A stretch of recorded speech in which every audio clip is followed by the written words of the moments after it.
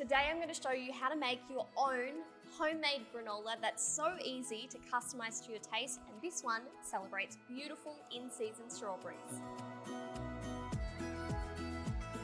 So the full list of ingredients you'll need is right over here, but essentially we've got some gorgeous strawberries, some mixed seeds, almond butter, honey, slivered almonds, rolled oats, cinnamon, and some coconut flakes.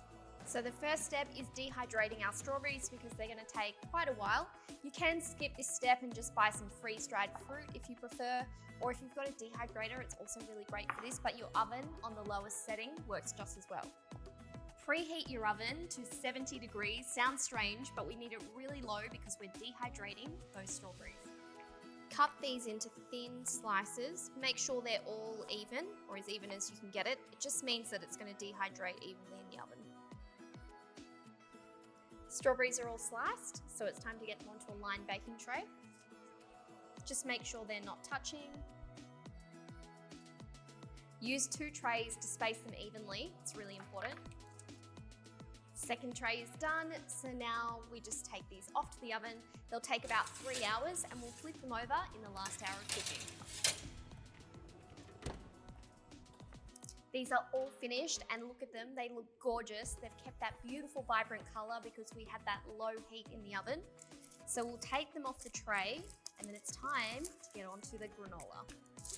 If one was to go missing, would anybody know? So I've increased my oven temp now to 160 degrees so it's ready for my granola. So into a bowl, let's mix our dry ingredients. I've got some rolled oats, the seeds, and the almonds. And this granola is so good, even better than the stuff you can get at your favorite fancy cafe because you can mix up any ingredient that you like in here. So if you don't want to use nuts, that's fine. You could use buckwheat or, puffed wheat, whatever you like. And you'll notice I didn't add the coconut. We're going to add that in the last 10 minutes of cooking because that is really quick to burn. Whoop. Now we're going to mix together our wet ingredients at the cooktop. Let's go. So I've got a small saucepan here. I'm going to put that onto a low heat. And then all we're going to do is melt together our almond butter and honey with the cinnamon. So we don't need to cook it down or anything. Just cook it for about a minute or so, just until it's smooth and combined. If you want to keep this vegan, you can swap the honey to maple syrup.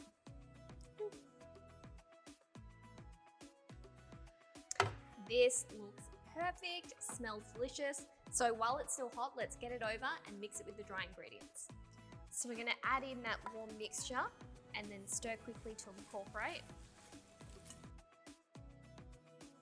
So don't worry about little chunks like these. They're just going to bake up like nice, big, crunchy, golden clusters in our granola, which will be great. So that's all mixed together. Let's get it onto a lined baking tray. Then spread that out evenly. So this is going to take about 20 minutes in the oven, and 10 minutes before the end of cook time, we're going to add in those coconut flakes. That's so they don't burn, remember? In we go. It's been 10 minutes, so let's mix through that coconut.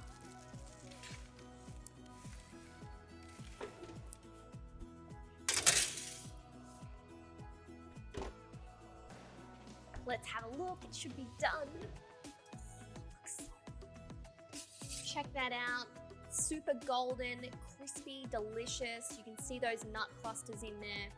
Looks incredible.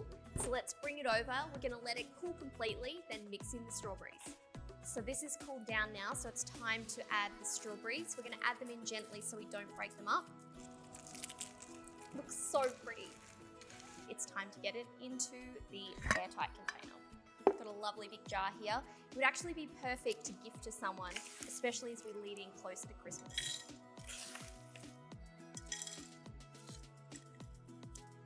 Maybe I need 2 jars. And there you have it, your own beautiful homemade granola, perfect to prep ahead for those busy mornings.